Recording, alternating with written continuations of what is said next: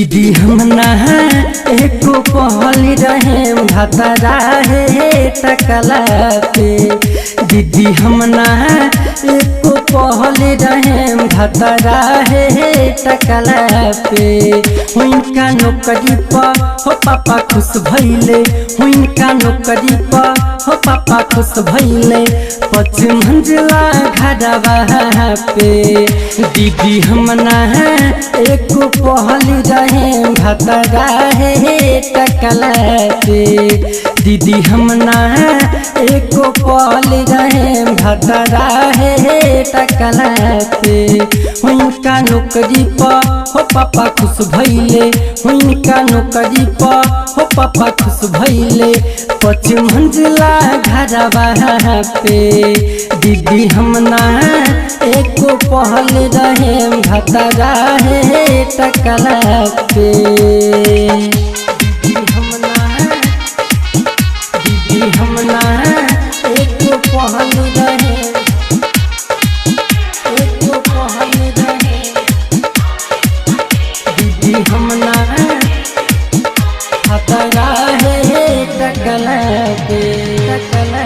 सोचल रही मिली हीरो रंगीला हो, रंगीला हो, रंगीला हो। हम न जननी हमके मिली जनछिला हो, जनछिला हो, जनछिला हो।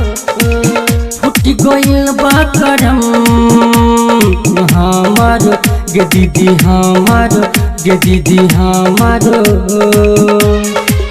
सोचल रही मिली हीरो रंगीला हो, रंगीला हो, रंगीला हो। हम न जननी हमके मिली जनछिला हो, जनछिला हो, जनछिला हो। फुट गइल बा करम हमारो गे दीदी हमारो, हाँ दीदी हमारो। केस अपन झाड़ेला तेल खूब लगावेला जामी यही आसरा पे। दीदी हम ना एको पहल रहे भतरा है टकला पे।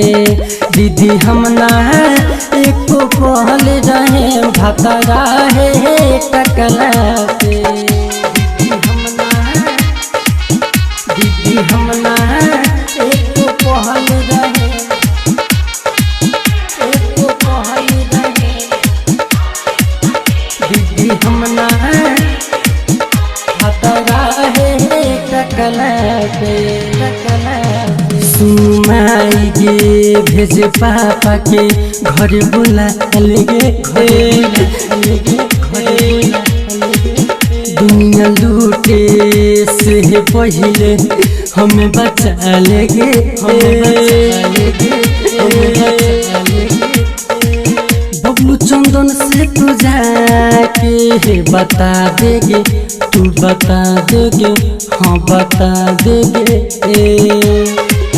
सुन माई गे भेज पापा के घर बुला लेगे, दुनिया लूटे से पहले हमें बचा लेगे,